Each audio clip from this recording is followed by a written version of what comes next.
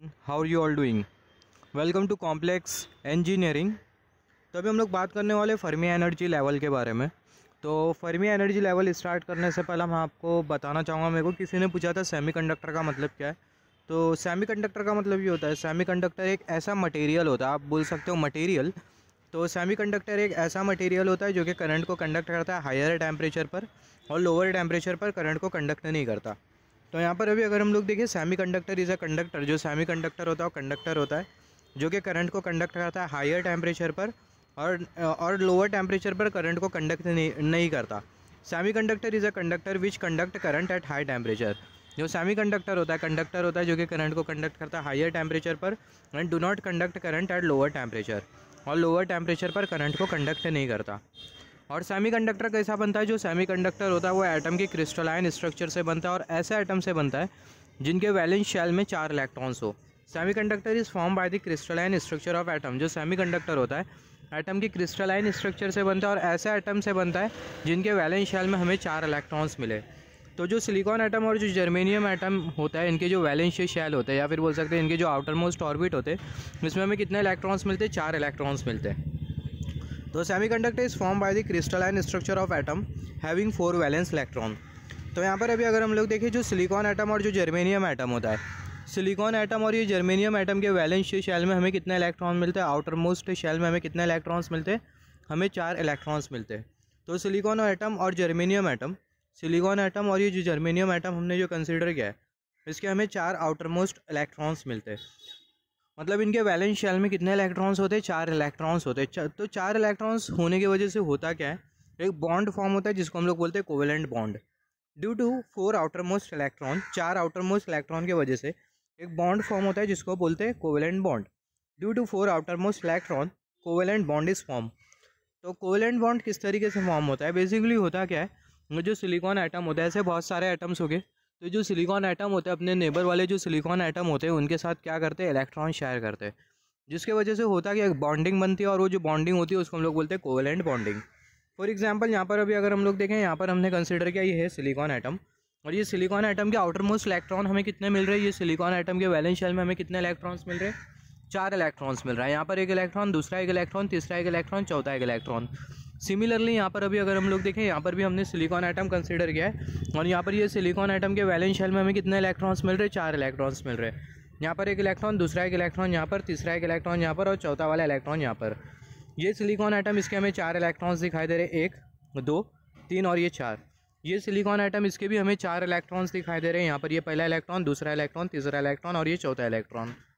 तो यहाँ पर ये जो सिलिकॉन एटम आपको जो दिखाई दे रहा है, ये जो सिलिकॉन एटम है अपना ये वाला इलेक्ट्रॉन ये वाले सिलिकॉन एटम के इलेक्ट्रॉन के साथ शेयर कर रहा है, और ये जो सिलिकॉन एटम है वो अपना ये वाला इलेक्ट्रॉन ये वाले सिलिकॉन एटम के ये वाले इलेक्ट्रॉन के साथ शेयर कर रहा है, जिसके वजह से होगा क्या, एक बॉन्डिंग बनेगी, और वो जो बॉन्डिंग होती है उसको हम लोग बोलते हैं कोवेलेंट बॉन्डिंग। हम लोग ये फिगर में देख सकते हैं। यहाँ पर अभी अगर हम लोग देखें, यहाँ पर हमने सिलिकॉन एटम कंसिडर किया, और ये सिलिकॉन एटम के वैलेंस शेल में हमें कितने इलेक्ट्रॉन्स मिल रहे हैं? 4 इलेक्ट्रॉन्स मिल रहे हैं। यहाँ पर एक इलेक्ट्रॉन, यहाँ पर एक इलेक्ट्रॉन, दूसरा तीसरा एक इलेक्ट्रॉन, चौथा एक इलेक्ट्रॉन। तो ये जो सिलिकॉन एटम जो दिखाई दे रहा है, इसके राइट साइड, लेफ्ट साइड, ऊपर और नीचे भी हमने सिलिकॉन एटम कंसिडर किया है।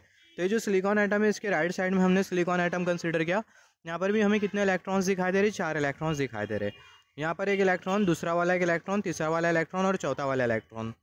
सिमिलरली यहाँ पर ये जो सिलिकॉन एटम है, इसके भी हमें 4 वैलेंस इलेक्ट्रॉन दिखाई दे रहे हैं। यहाँ पर एक इलेक्ट्रॉन, दूसरा इलेक्ट्रॉन, तीसरा इलेक्ट्रॉन, चौथा इलेक्ट्रॉन। यहाँ पर ये जो सिलिकॉन एटम है, उसके ऊपर भी हमने सिलिकॉन एटम कंसिडर किया, उसके भी हमें कितने इलेक्ट्रॉन्स दिखाई दे रहे? 4 इलेक्ट्रॉन। तो यहाँ पर एक इलेक्ट्रॉन, दूसरा एक इलेक्ट्रॉन, तीसरा एक इलेक्ट्रॉन, चौथा एक इलेक्ट्रॉन। सिमिलरली ये जो सिलिकॉन एटम जो दिखाई दे रहा है, इसके भी हमने 4 इलेक्ट्रॉन्स कंसिडर करे, 1 2, यहाँ पर ये 3 और यहाँ पर ये 4। तो यहाँ पर अभी अगर हम लोग देखें, ऐसे बहुत सारे सिलिकॉन एटम्स हो गए, ऐसा नहीं कि एक ही सिलिकॉन एटम होगा, ऐसे बहुत सारे सिलिकॉन एटम्स हो गए, n number of silicon atoms हो गए, और वो सिलिकॉन एटम के क्रिस्टलाइन स्ट्रक्चर से ही आपका जो सेमीकंडक्टर है वो बना होगा। तो यहाँ पर अभी अगर हम लोग देखें, यहाँ पर ये जो सिलिकॉन जो एटम है, सेंटर वाला सिलिकॉन एटम, ये जो सिलिकॉन एटम है अपना ये वाला इलेक्ट्रॉन ये वाले सिलिकॉन एटम के इलेक्ट्रॉन के साथ शेयर कर रहा है, जिसकी वजह से यहाँ पर एक बॉन्डिंग बन रही है, और ये जो बॉन्डिंग है वो है कोवेलेंट बॉन्डिंग। सिमिलरली जो सिलिकॉन जो एटम है वो अपना ये वाला इलेक्ट्रॉन ये वाले सिलिकॉन एटम के ये वाले इलेक्ट्रॉन के साथ शेयर कर रहा है, तो यहाँ पर भी एक कोवेलेंट बॉन्डिंग मिली। सिमिलरली जो सिलिकॉन जो एटम है वो अपना ये वाला इलेक्ट्रॉन ये वाले सिलिकॉन एटम के इलेक्ट्रॉन के साथ शेयर कर रहा है, तो यहाँ पर भी हमें कोवेलेंट बॉन्डिंग मिली। सिमिलरली जो सेंटर वाला जो सिलिकॉन जो एटम है वो अपना ये वाला इलेक्ट्रॉन ये वाले सिलिकॉन एटम के ये वाले इलेक्ट्रॉन के साथ शेयर कर रहा है, जो कि कर्सर की टिप शो कर रही है ये वाले इलेक्ट्रॉन के साथ। तो यहाँ पर भी हमें क्या मिली, यहाँ पर भी हमें मिली कोवेलेंट बॉन्डिंग। तो यहाँ पर ये सारे के सारे जो सिलिकॉन जो एटम आपको जो दिखाई दे रहे हैं, हर एक जो सिलिकॉन एटम है वो अपने इलेक्ट्रॉन्स नेबर वाले सिलिकॉन एटम के इलेक्ट्रॉन के साथ शेयर कर रहे हैं, जिसके वजह से एक बॉन्डिंग मिल रही है। और ये जो बॉन्डिंग है इसको हम लोग क्या बोल रहे हैं, कोवेलेंट बॉन्डिंग। तो यहाँ पर ये कोवेलेंट बॉन्डिंग की वजह से होता है क्या, ये जो एटम्स होते हैं वो स्टेबल स्टेट में होते हैं। यहाँ पर अभी अगर हम लोग देखिए, जो इलेक्ट्रॉन आपको जो कोवेलेंट बॉन्डिंग में जो दिखाई दे रहे हैं, कोवेलेंट बॉन्डिंग में जो आपको जो इलेक्ट्रॉन जो दिखाई दे रहे हैं उसको फ्री करवाने के लिए, या फिर जो कोवेलेंट बॉन्डिंग में जो इलेक्ट्रॉन जो दिखाई दे रहे हैं उसको बाहर निकालने के लिए हमें क्या करना होगा, ये जो कोवेलेंट बॉन्ड है उसको ब्रेक करना होगा। तो कोवेलेंट बॉन्ड को हम लोग ब्रेक कैसा करेंगे, तो जो कोवेलेंट बॉन्ड होगा इसको हम लोग मतलब ये जो इलेक्ट्रॉन, ये जो एटम्स होंगे इनको high amount of energy provide करेंगे। तो जब हम लोग ये एटम को high amount of energy provide करेंगे तो जो कोवेलेंट बॉन्डिंग में आपको जो इलेक्ट्रॉन जो दिखाई दे रहे हैं, कोवेलेंट बॉन्डिंग के जो इलेक्ट्रॉन होंगे वो क्या हो जाएंगे, जो कोवेलेंट बॉन्डिंग के जो इलेक्ट्रॉन है वो ब्रेक हो जाएंगे। कोवेलेंट बॉन्डिंग के जो इलेक्ट्रॉन है वो ब्रेक हो जाएंगे, और ब्रेक होने के बाद जो इलेक्ट्रॉन है कोवेलेंट बॉन्ड से बाहर आ जाएंगे। जैसे इलेक्ट्रॉन कोवेलेंट बॉन्ड से बाहर आ जाते हैं तो जो इलेक्ट्रॉन है कौन से इलेक्ट्रॉन बन जाएंगे, जैसे इलेक्ट्रॉन कोवेलेंट बॉन्ड से बाहर आ जाते हैं तो जो इलेक्ट्रॉन्स है वो फ्री इलेक्ट्रॉन बन जाएंगे। बहुत इंपॉर्टेंट है, नोट डाउन कर लो। तो यहाँ पर अभी अगर हम लोग देखें, यहाँ पर ये जो कोवेलेंट बॉन्डिंग में आपको जो इलेक्ट्रॉन जो दिखा दे रहे हैं, इनको फ्री करने के लिए आपको क्या करना होगा, इनको फ्री करने के लिए आपको एटम को एनर्जी प्रोवाइड करनी होगी, सफिशिएंट एनर्जी प्रोवाइड करनी होगी, जिसकी वजह से जो कोवेलेंट बॉन्ड होगा वो ब्रेक हो जाएगा और जो इलेक्ट्रॉन्स है वो कोवेलेंट बॉन्ड से बाहर आ जाएंगे। और जैसे इलेक्ट्रॉन कोवेलेंट बॉन्ड से बाहर आ जाते तो जो इलेक्ट्रॉन्स है कौन से इलेक्ट्रॉन बन जाएंगे, जो इलेक्ट्रॉन है फ्री इलेक्ट्रॉन बन जाएंगे। बहुत इंपॉर्टेंट है, नोट डाउन कर लो। तो यहाँ पर अभी अगर हम लोग देखें, यहाँ पर हमने डिस्कस किया कोवेलेंट बॉन्डिंग का मतलब क्या होता है। होप आपको समझा होगा कोवेलेंट बॉन्डिंग क्या है। कोवेलेंट बॉन्डिंग क्या होती है, जो सिलिकॉन जो एटम होते हैं अपने जो आउटर मोस्ट जो इलेक्ट्रॉन्स होते हैं वो इलेक्ट्रॉन के साथ, या फिर हम लोग बोल सकते हैं जो सिलिकॉन जो एटम होते हैं वो अपने जो इलेक्ट्रॉन्स होते हैं नेबरिंग सिलिकॉन एटम के इलेक्ट्रॉन के साथ शेयर करते हैं और एक बॉन्डिंग बनती है। और वो जो बॉन्डिंग होती है उसी को ही हम लोग बेसिकली कौन सी बॉन्डिंग बोलते हैं, वो जो बॉन्डिंग होती है उसी को ही हम लोग बोलते हैं कोवेलेंट बॉन्डिंग। वो बॉन्डिंग को ही हम लोग बोलते हैं कोवेलेंट बॉन्डिंग। तो यहाँ पर अभी अगर हम लोग देखें, हमें क्या डिस्कस करना था यहाँ पर, एक और एक चीज़, इंट्रिंसिक सेमीकंडक्टर क्या होता है। जब हम लोग डिस्कस करेंगे इंट्रिंसिक सेमीकंडक्टर के बारे में, जो इंट्रिंसिक सेमीकंडक्टर होता है उसको हम लोग नॉर्मल सेमीकंडक्टर भी बोलते हैं, और जो एक्सट्रिंसिक सेमीकंडक्टर होता है और एक सेमीकंडक्टर होता है जो कि होता है एक्सट्रिंसिक सेमीकंडक्टर। तो जो एक्सट्रिंसिक सेमीकंडक्टर होता है उसको हम लोग कंपाउंड सेमीकंडक्टर भी बोलते हैं।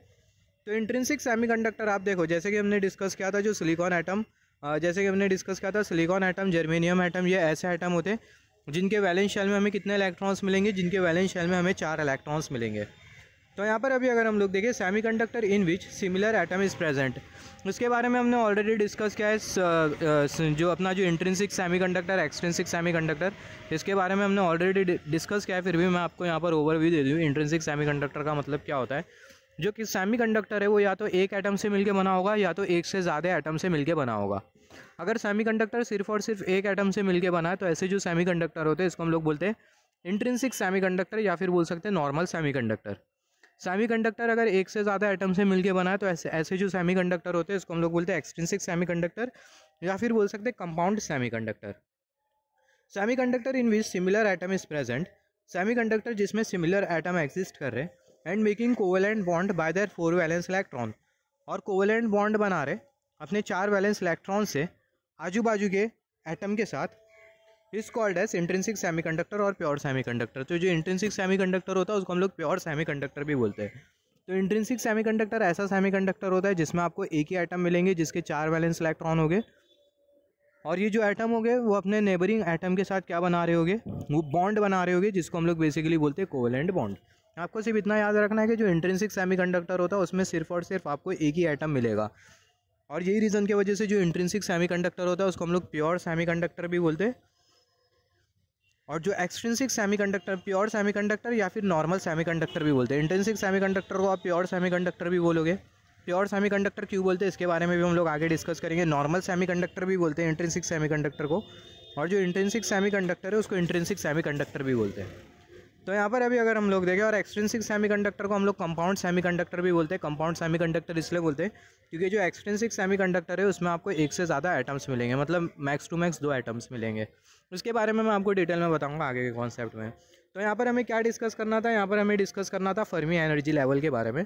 तो फर्मी एनर्जी लेवल स्टार्ट करने से पहले मैं आपको बता दूं, जैसे कि हमने बैंड डायग्राम में पढ़ा था, हमें कितने बैंड मिलते हैं, हमें 3 बैंड मिलते हैं। कंडक्शन बैंड होता है, एक वैलेंस बैंड होता है और एक जो बैंड होता है उसको हम लोग गैप बोलते हैं, जो कि होता है बैंड गैप। एक जो बैंड होता है वो गैप होता है वैलेंस बैंड और कंडक्शन बैंड के बीच है, जिसको हम लोग बेसिकली बोलते हैं बैंड गैप। तो यहाँ पर हमने कंसीडर किया कंडक्शन बैंड और यहाँ पर हमने कंसीडर कर लिया वैलेंस बैंड, और यहाँ पर ये बीच में हमने क्या कंसीडर कर लिया, बीच में हमने कंसीडर कर लिया बैंड गैप। अब ये बैंड गैप होता क्या है, जो वैलेंस बैंड और जो कंडक्शन बैंड का जो डिफरेंस होता है उसको हम लोग बेसिकली बोलते हैं बैंड गैप। वैलेंस बैंड और जो कंडक्शन बैंड का जो डिफरेंस होता है उसको हम लोग बेसिकली बोलते हैं बैंड गैप। इसके बारे में हमने लास्ट लेक्चर में डिस्कस किया था। या फिर आप ऐसा भी बोल सकते हो, जो बैंड गैप होता है वो एक ऐसा गैप होता है, एक ऐसा रीजन होता है जिसमें जो इलेक्ट्रॉन होता है वो आता है फिर से वैलेंस बैंड में चले जाता है। मतलब मैं आपको समझाता हूँ। यहाँ पर ये कंडक्शन बैंड में क्लियर है कि आपको कौन से इलेक्ट्रॉन्स मिलेंगे, फ्री इलेक्ट्रॉन्स मिलेंगे, जो कि रिस्पॉन्सिबल होते हैं किसके लिए, कंडक्शन के लिए। तो यहाँ पर हमने कंसीडर किया वैलेंस बैंड में एटम, यहाँ पर हमने एक एटम कंसीडर किया। वैलेंस बैंड में आपको कौन से एटम मिलेंगे, वैलेंस बैंड में आपको कौन से इलेक्ट्रॉन्स मिलेंगे, वैलेंस बैंड में आपको मिलेंगे वैलेंस इलेक्ट्रॉन। या फिर बोल सकते हैं जो कोवेलेंट बॉन्ड वाले जो कोवेलेंट बॉन्ड वाले जो इलेक्ट्रॉन आपको जो दिखाई दे रहे हैं, जो कोवेलेंट बॉन्ड वाले जो इलेक्ट्रॉन आपको जो दिखाई दे रहे हैं, कोवेलेंट बॉन्ड वाले जो इलेक्ट्रॉन है, ये आपको कौन से बैंड में मिलेंगे, ये आपको बेसिकली मिलने वाले वैलेंस बैंड में। तो यहाँ पर अभी अगर हम लोग देखें, और ये जो वैलेंस बैंड में जो इलेक्ट्रॉन जो एग्जिस्ट करते हैं उसको हम लोग इमोबाइल इलेक्ट्रॉन भी बोलते हैं, क्योंकि जो इलेक्ट्रॉन है वो मूव नहीं कर सकते। इसके बारे में हमने आगे डिटेल में डिस्कशन किया है। तो यहाँ पर हमने कंसिडर किया ये है एटम। यहाँ पर ये जो एटम है इसको हमने क्या एनर्जी प्रोवाइड करी। तो ये एटम को हमने एनर्जी प्रोवाइड करी। एनर्जी प्रोवाइड करने की वजह से हुआ क्या, इसका जो वैलेंस इलेक्ट्रॉन है फ्री इलेक्ट्रॉन में कन्वर्ट हो गया, और वो जो फ्री इलेक्ट्रॉन है बैंड गैप में गया, बैंड गैप में यहाँ तक के गया। वो जो फ्री इलेक्ट्रॉन है बैंड गैप में यहाँ तक के गया, फिर उसके बाद उसकी जो एनर्जी है वो क्या हो गई, जीरो हो गई, जिसकी वजह से वो जो इलेक्ट्रॉन है फिर से कहाँ पर आ गया, वैलेंस बैंड में आ गया। सिमिलरली यहाँ पर ये हमने एटम कंसीडर किया। ये जो एटम है इसको हमने ज़्यादा एनर्जी प्रोवाइड करी ये वाले एटम के कंपैरिजन में। तो ये एटम को हमने ज़्यादा एनर्जी प्रोवाइड करी, जिसकी वजह से हुआ क्या, इसका जो वैलेंस इलेक्ट्रॉन है फ्री इलेक्ट्रॉन में कन्वर्ट हो गया, और वो जो फ्री इलेक्ट्रॉन है बैंड गैप में यहाँ तक के गया। आप कर्सर की टिप देख सकते हो। तो जो फ्री इलेक्ट्रॉन है वो बैंड गैप में यहाँ तक के गया, फिर उसके बाद उसकी जो एनर्जी है वो क्या हो गई, जीरो हो गई। इलेक्ट्रॉन की एनर्जी जीरो हो गई। फिर क्या हुआ, वो जो इलेक्ट्रॉन है ये वाला जो इलेक्ट्रॉन जो कि कर्सर की टिप शो कर रही है, ये जो इलेक्ट्रॉन है फिर से कौन से बैंड में आ गया, वैलेंस बैंड में आ गया। सिमिलरली यहाँ पर ये हमने एटम कंसीडर किया। ये जो एटम है इसको हमने सबसे कम एनर्जी प्रोवाइड करी, जिसके वजह से इसका जो वैलेंस इलेक्ट्रॉन है फ्री इलेक्ट्रॉन में कन्वर्ट हो गया, और वो जो फ्री इलेक्ट्रॉन है बैंड गैप में यहाँ तक के ट्रैवल किया, फिर उसके बाद फिर से कहाँ पर आ गया, वैलेंस बैंड में आ गया।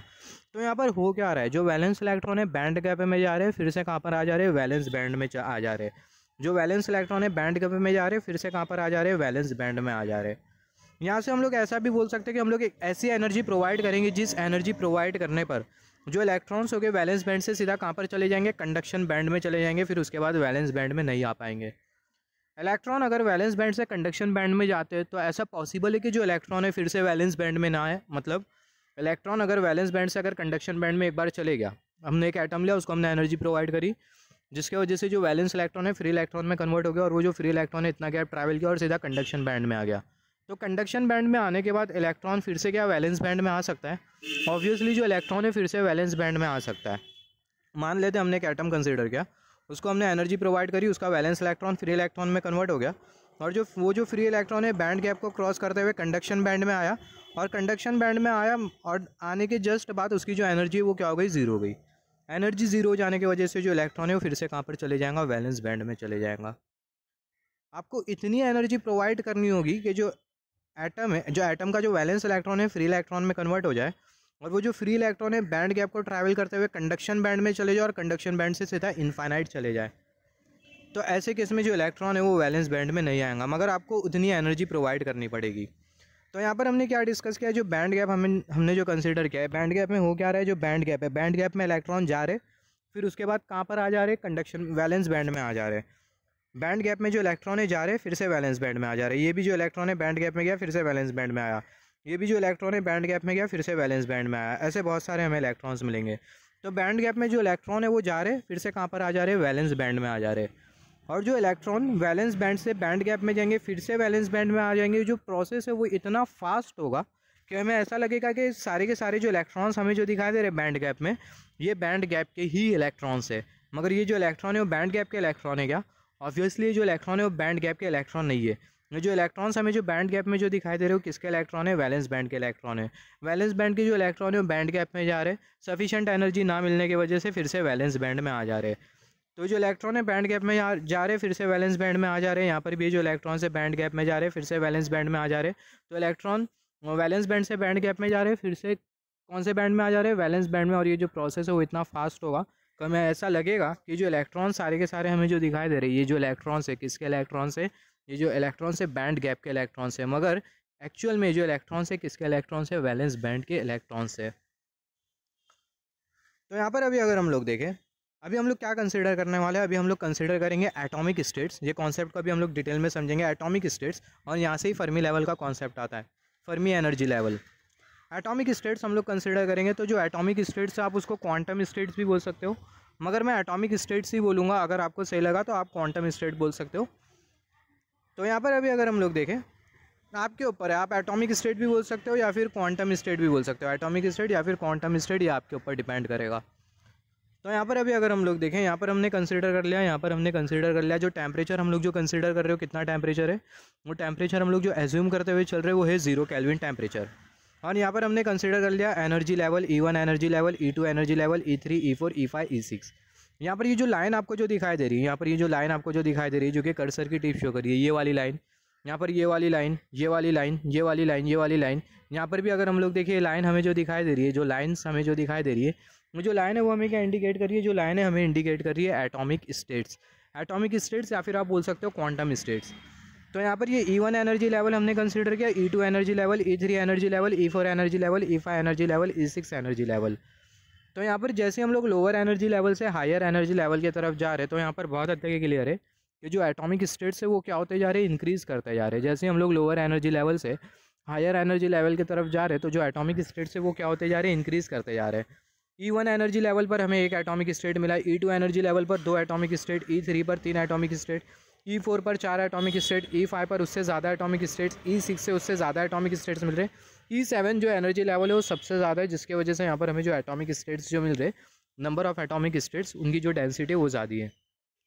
तो जैसे हम लोग लोअर एनर्जी लेवल से हायर एनर्जी लेवल की तरफ जा रहे हैं, तो जो नंबर ऑफ एटॉमिक स्टेट्स है वो क्या होते जा रहे, इंक्रीज़ करते जा रहे। तो यहाँ पर अभी अगर हम लोग देखें, यहाँ पर हमने कंसीडर कर लिया ये है वैलेंस बैंड, यहाँ पर हमने कंसीडर कर लिया ये है बैंड गैप। मतलब यहाँ पर ये दो जो एटॉमिक स्टेट्स है वो वैलेंस बैंड है, फिर उसके बाद ये ऊपर के दो जो एटॉमिक स्टेट्स है वो बैंड गैप है, और ऊपर के जो 2 एटॉमिक स्टेट्स हमें जो दिखाई दे रहे हैं वो हमें क्या इंडिकेट कर रहे हैं, कंडक्शन बैंड। मतलब E5 E6 energy level conduction band में आ रहा है, E3 E4 energy level band gap में आ रहा है, E1 E2 जो एनर्जी लेवल है वो कौन से बैंड में आ रहा है, वैलेंस बैंड में आ रहा है। यहाँ पर अभी अगर हम लोग देखें, जैसे कि हमने डिस्कस किया, यहाँ पर ये जो एटॉमिक स्टेट है, ये जो E1 के साथ जो एसोसिएटेड जो एटॉमिक स्टेट है वहाँ पर हमने इलेक्ट्रॉन कंसीडर कर लिया। यहाँ पर भी हमने 2 इलेक्ट्रॉन, यहाँ पर 3 इलेक्ट्रॉन, यहाँ पर हमने कितने इलेक्ट्रॉन्स कंसीडर कर लिया, 4 इलेक्ट्रॉन्स कंसीडर कर लिया। बहुत हद तक ये क्लियर है कि E1 एनर्जी लेवल से E4 एनर्जी लेवल तक सारे के सारे जो एटॉमिक स्टेट्स है वो किससे फील्ड है, इलेक्ट्रॉन से फील्ड है। तो E1 एनर्जी लेवल से E4 एनर्जी लेवल तक, E1 एनर्जी लेवल से E4 एनर्जी लेवल तक सारे के सारे जो एटॉमिक स्टेट्स है वो किससे फील्ड है, इलेक्ट्रॉन से फील्ड है। तो E1 एनर्जी लेवल से E4 एनर्जी लेवल तक सारे के सारे जो एटॉमिक स्टेट्स है वो किससे फील्ड है, इलेक्ट्रॉन से फील्ड है। और जो टेम्परेचर है वो हम लोग कितना कंसीडर कर रहे हैं, 0 केल्विन टेम्परेचर कंसीडर कर रहे हैं। तो एट 0 केल्विन टेम्परेचर पर मैं आपको डायरेक्टली फर्मी एनर्जी लेवल का मतलब बता देता हूँ। फर्मी एनर्जी लेवल का मतलब क्या होता है, 0 केल्विन टेम्परेचर पर एनर्जी लेवल जहाँ तक के सारे एटॉमिक स्टेट्स इलेक्ट्रॉन से फील्ड हो, तो जो एनर्जी लेवल होता है उसको हम लोग कौन सा एनर्जी लेवल बोलते हैं, फर्मी एनर्जी लेवल। हमने क्या डिस्कस किया, 0 केल्विन टेम्परेचर पर energy level, maximum energy level जहाँ तक के सारे एटॉमिक स्टेट्स इलेक्ट्रॉन से फील्ड हो, तो जो एनर्जी लेवल होता है उसको हम लोग बोलते हैं Fermi energy level. At 0 kelvin temperature पर एनर्जी लेवल जहाँ तक के electrons, just wait for a second, till which electrons can fill the atomic state. 0 kelvin temperature पर एनर्जी लेवल जहाँ तक के इलेक्ट्रॉन्स एटॉमिक स्टेट को फिल कर सकते हैं, तो जो एनर्जी लेवल होता है उसको हम लोग कौन सा एनर्जी लेवल बोलते हैं, वो जो एनर्जी लेवल होता है उसको हम लोग बोलते हैं फर्मी एनर्जी लेवल। तो जैसे कि हमने डिस्कस किया, 0 केल्विन टेम्परेचर पर just wait for a second, 0 kelvin temperature पर एनर्जी लेवल जहाँ तक के सारे जो एटॉमिक स्टेट्स है वो इलेक्ट्रॉन से फील्ड हो, तो जो एनर्जी लेवल होता है उसको हम लोग कौन सा एनर्जी लेवल बोलते हैं, उसको हम लोग बोलते हैं Fermi energy level. Fermi energy level के ऊपर वाले जो एनर्जी लेवल्स हो गए वो एम्प्टी, मतलब फर्मी एनर्जी लेवल के जो ऊपर वाले जो एनर्जी लेवल्स हो गए उनके साथ एसोसिएटेड जितने भी जो एटॉमिक स्टेट्स हो गए वो कम्प्लीटली एम्प्टी हो गए। फॉर एग्जांपल यहाँ पर अभी अगर हम लोग देखें, यहाँ पर जो फर्मी एनर्जी लेवल है कौन सा है, ये जो E4 जो एनर्जी लेवल हमें जो दिखाई दे रहा है ये फर्मी एनर्जी लेवल है। तो जो E4 जो एनर्जी लेवल है वो फर्मी एनर्जी लेवल है। और फर्मी एनर्जी लेवल तक के सारे जो एटॉमिक स्टेट्स है वो किससे फील्ड है, इलेक्ट्रॉन से फील्ड है। और ये जो आपको समझाना फर्मी एनर्जी लेवल का मतलब क्या होता है, 0 केल्विन टेम्परेचर पर एनर्जी लेवल जहाँ तक के सारे एटॉमिक स्टेट्स इलेक्ट्रॉन से फील्ड हो, वो जो एनर्जी लेवल होता है उसको हम लोग बोलते हैं फर्मी एनर्जी लेवल। तो आप देख सकते हो E4 एनर्जी लेवल तक के सारे जो एटॉमिक स्टेट्स है वो इलेक्ट्रॉन से फील्ड है। तो जो E4 जो एनर्जी लेवल है इसको हम लोग कौन सा एनर्जी लेवल बोलेंगे, इसको हम लोग बोलेंगे फर्मी एनर्जी लेवल।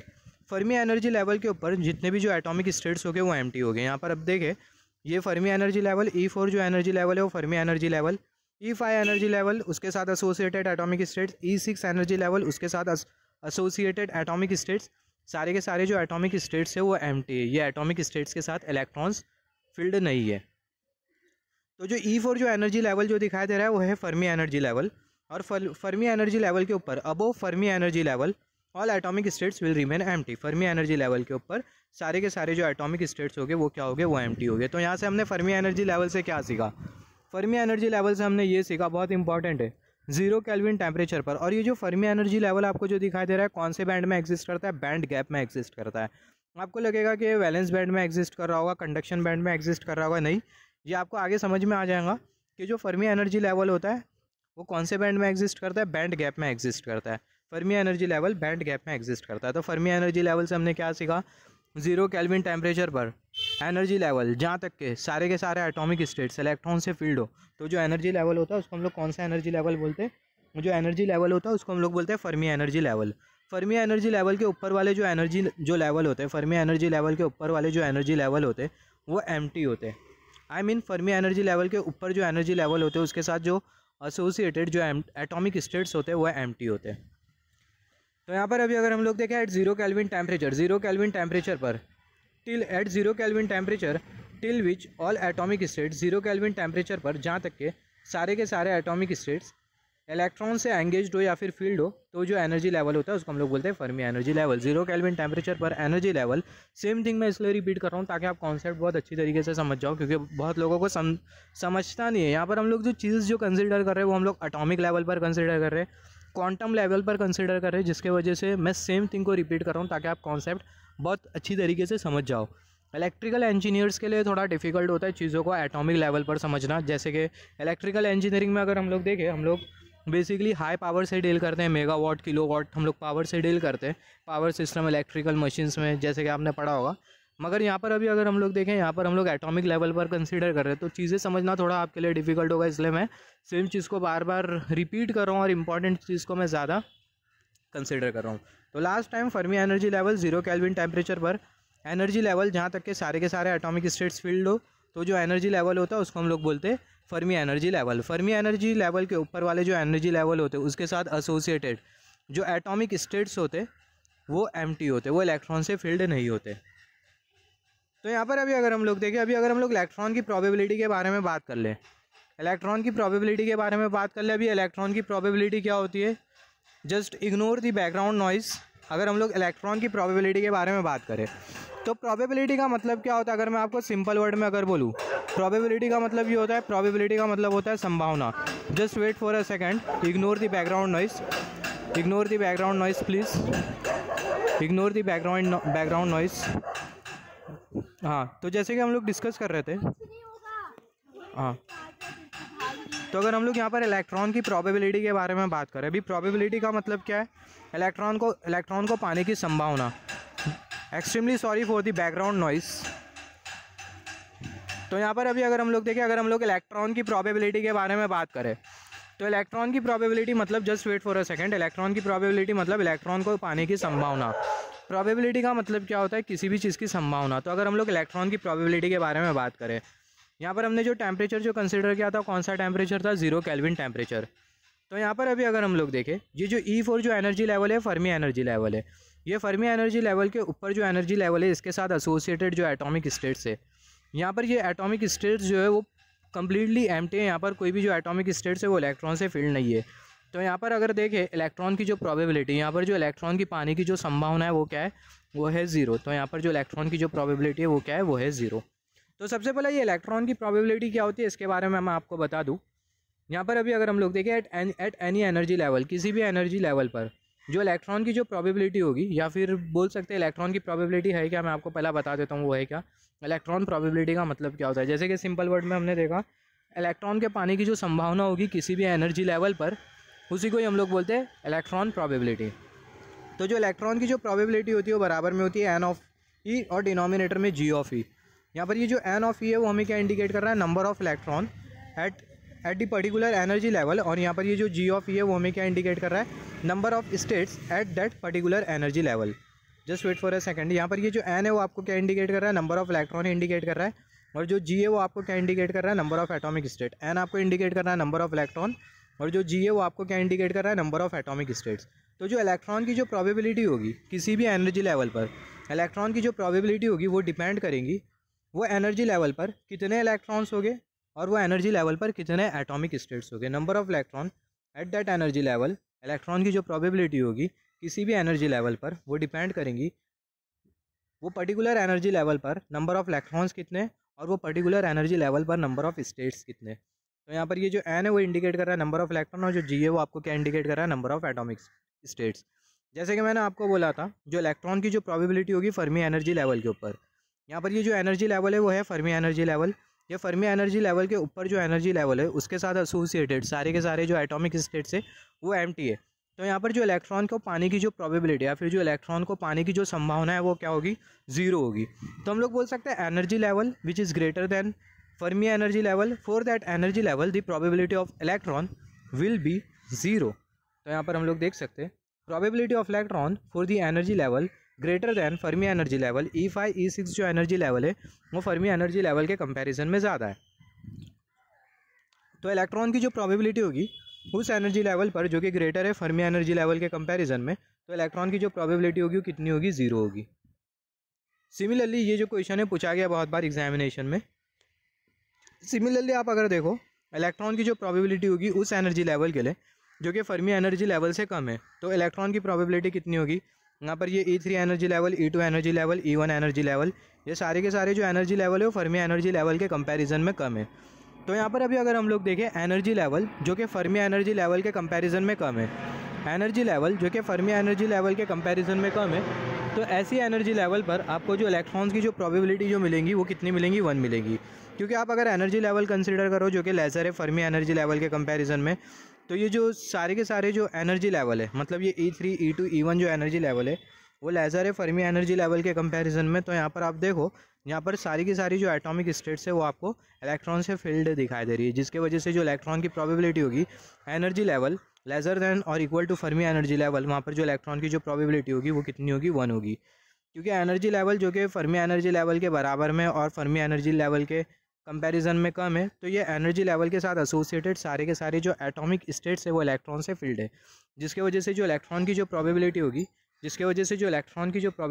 इलेक्ट्रॉन की जो प्रोबेबिलिटी होगी एनर्जी लेवल के लिए lesser than equal to Fermi energy level, electron की जो प्रोबेबिलिटी हो कितनी रहेंगी, 1 रहेगी। तो आई होप आपको यहाँ पर समझ में आ गया होगा इलेक्ट्रॉन की प्रोबेबिलिटी का मतलब क्या है।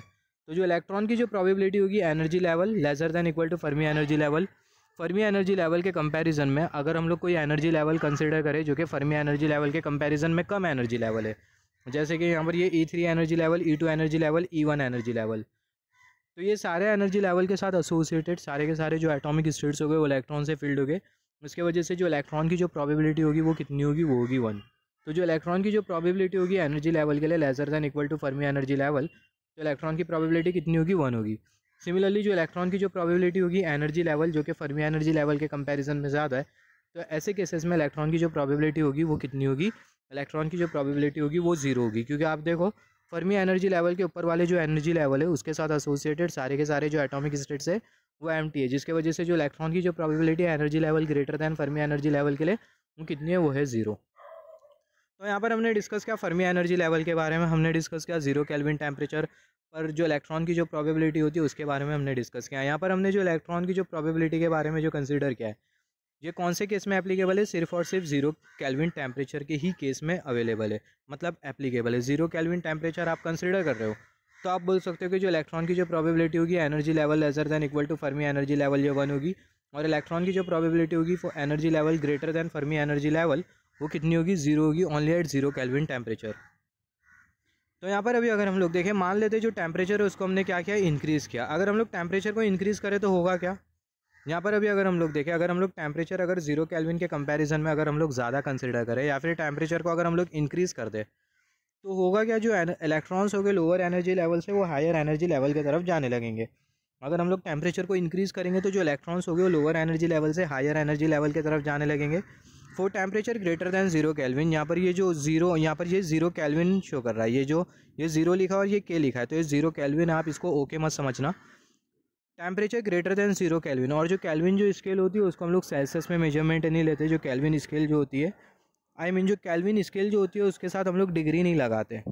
जो केल्विन जो स्केल होती है उसके साथ हम लोग डिग्री नहीं लगाते। जैसे कि आप ऐसा नहीं बोल सकते हो 0 डिग्री केल्विन, 1 डिग्री केल्विन, हम लोग केल्विन स्केल के साथ हम लोग डिग्री नहीं लगाते। जबकि जो सेल्सियस और जो फ़ारेनहाइट स्केल है उसके साथ आप डिग्री लगा सकते हो, जैसे कि 1 degree Celsius, 1 degree Fahrenheit and so on.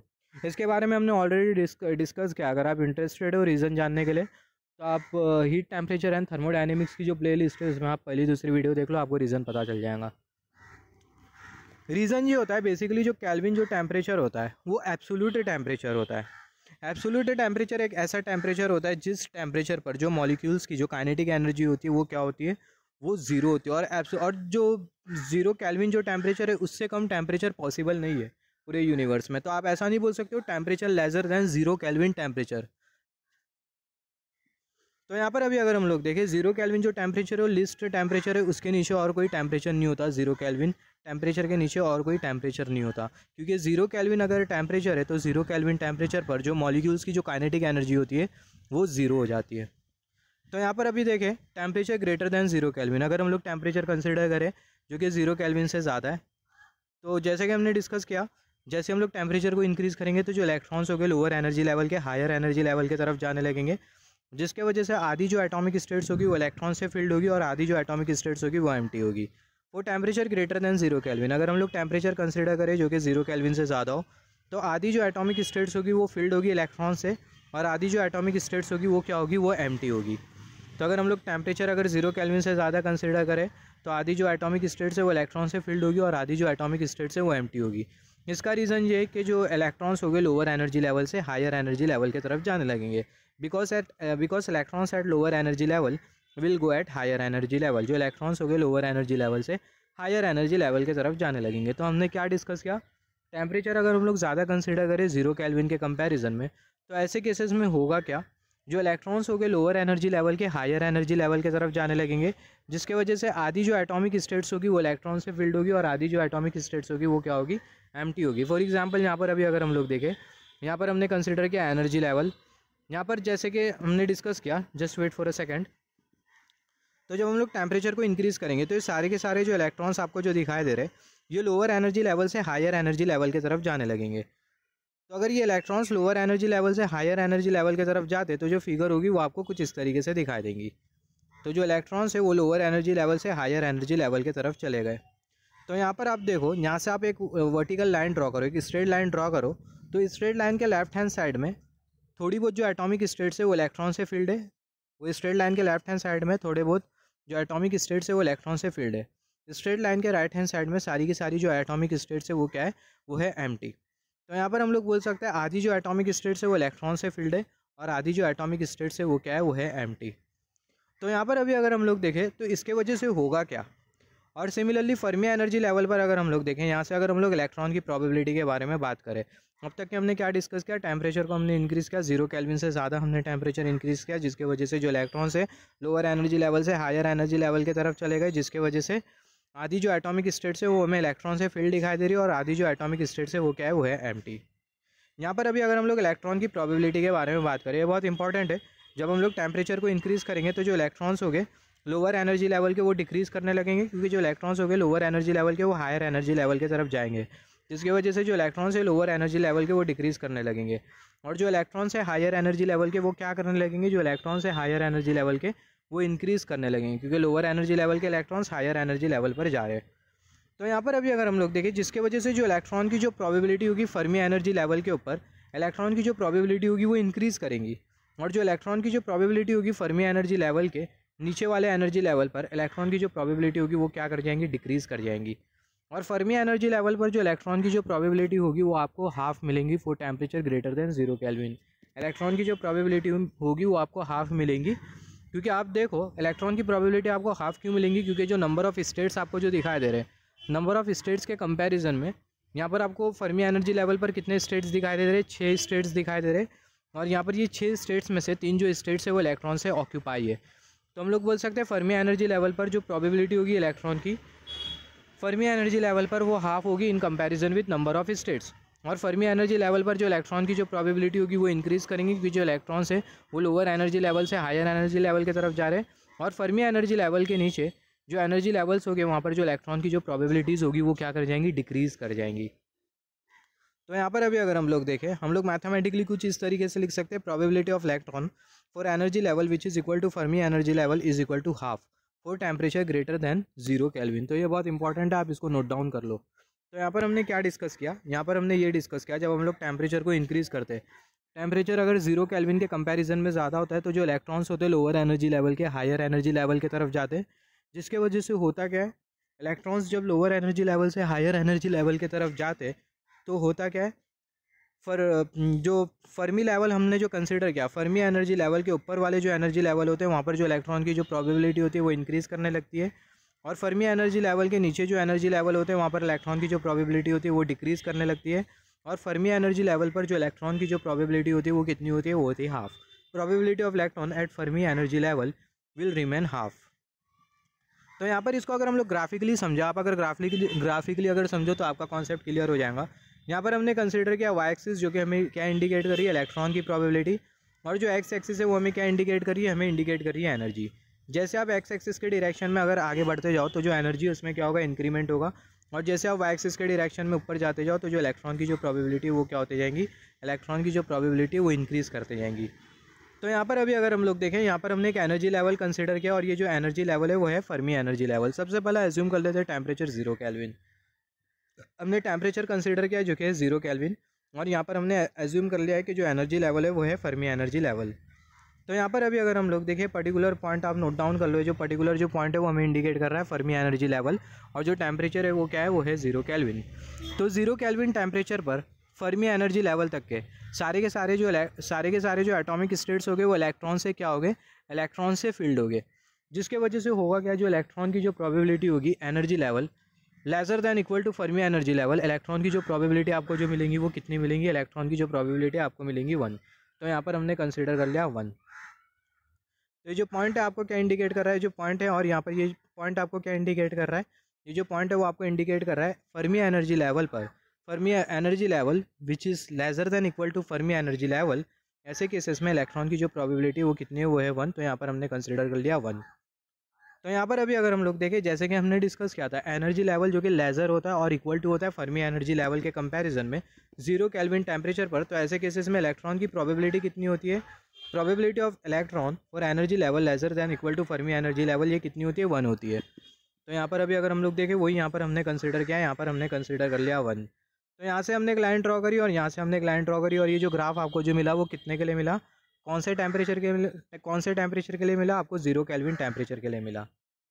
अभी होता क्या है, आप टेम्परेचर को इंक्रीज़ करते हो, मान लेते T2 टेम्परेचर और T1 टेम्परेचर हमने एज्यूम किया, और जो T2 जो टेम्परेचर है वो T1 टेम्परेचर के कंपैरिजन में ज़्यादा है। अभी होता क्या है, आप टेम्परेचर को इंक्रीज़ करते हो, तो जब आप टेम्परेचर को इंक्रीज़ करोगे तो जो इलेक्ट्रॉन्स होंगे वो लोअर एनर्जी लेवल से हायर एनर्जी लेवल की तरफ जाएंगे, जिसके वजह से हायर एनर्जी लेवल पर जो इलेक्ट्रॉन की जो प्रोबेबिलिटी होगी वो इंक्रीज़ करने लगेंगी।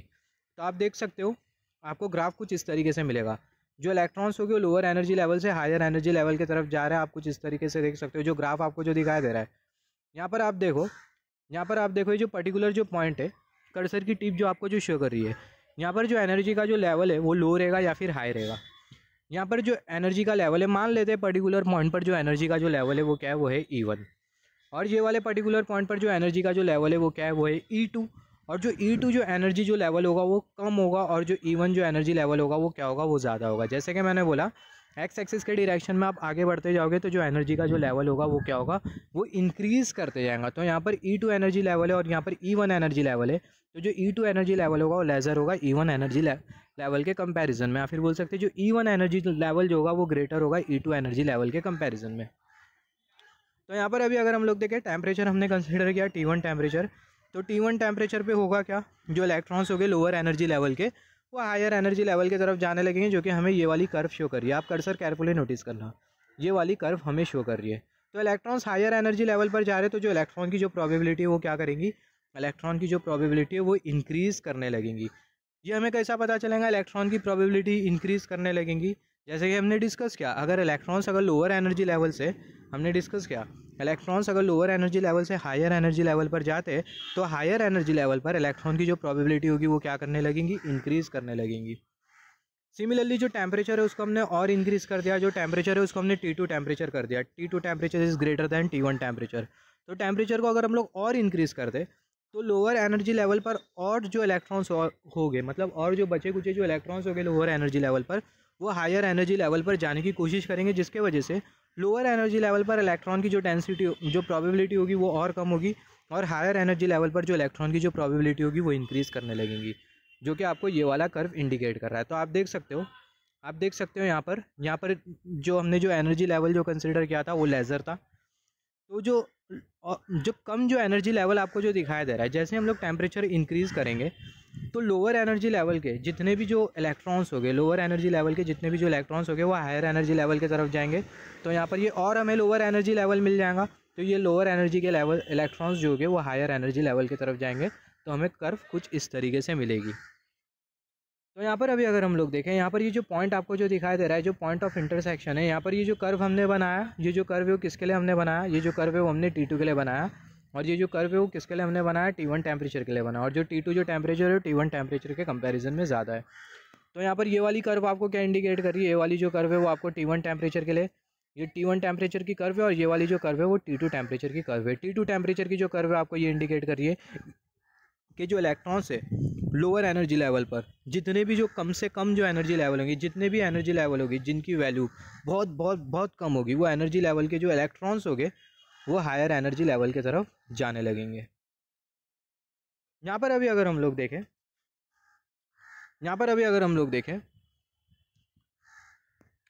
यहाँ पर ये पर्टिकुलर जो पॉइंट आपको जो दिखाई दे रहा है पॉइंट ऑफ इंटरसेक्शन, ये पॉइंट ऑफ इंटरसेक्शन आपको इंडिकेट कर रहा है फर्मी एनर्जी लेवल। और फर्मी एनर्जी लेवल पर इलेक्ट्रॉन की प्रोबेबिलिटी कितनी होती है, इलेक्ट्रॉन की जो प्रोबेबिलिटी होती है वो होती है हाफ। तो यहाँ पर हमने कंसिडर कर लिया हाफ इलेक्ट्रॉन की प्रोबेबिलिटी। और यहाँ पर हमने कंसिडर किया energy level lesser then Fermi energy level, जैसे कि हमने डिस्कस किया था इनिशियली। यहाँ पर ये जो फर्मी एनर्जी लेवल हमने कंसिडर किया है, और यहाँ पर ये फर्मी एनर्जी लेवल के नीचे जितने भी जो एनर्जी लेवल है जो कि फर्मी एनर्जी लेवल के कंपैरिजन में कम हो गए, तो ये सारे के सारे एनर्जी लेवल के लिए इलेक्ट्रॉन की जो प्रोबेबिलिटी वो कितनी रहेगी, 1 रहेगी। तो जो ग्राफ आपको जो मिलेगा वो आपको कुछ इस तरीके से मिलेगा। तो आपको यहाँ पर सिर्फ इतना पॉइंट नोट करना है कि जब हम लोग टेम्परेचर को इंक्रीज़ करेंगे 0 केल्विन टेम्परेचर पर, हमने डिस्कस किया था क्या क्या केसेस हमें मिलेंगे, उसको हमने नोट डाउन किया था। तो जब हम लोग टेम्परेचर को इंक्रीज़ करेंगे तो जो इलेक्ट्रॉन्स हो गए लोअर एनर्जी लेवल के हायर एनर्जी लेवल की तरफ जाने लगेंगे, जिसके वजह से हायर एनर्जी लेवल पर इलेक्ट्रॉन की प्रोबेबिलिटी इंक्रीज़ करेंगी, लोअर एनर्जी लेवल पर जो इलेक्ट्रॉन की जो प्रोबेबिलिटी होगी वो डिक्रीज़ करेगी, और फर्मी एनर्जी लेवल पर जो इलेक्ट्रॉन की जो प्रोबेबिलिटी होगी वो हाफ होगी in comparison with number of states.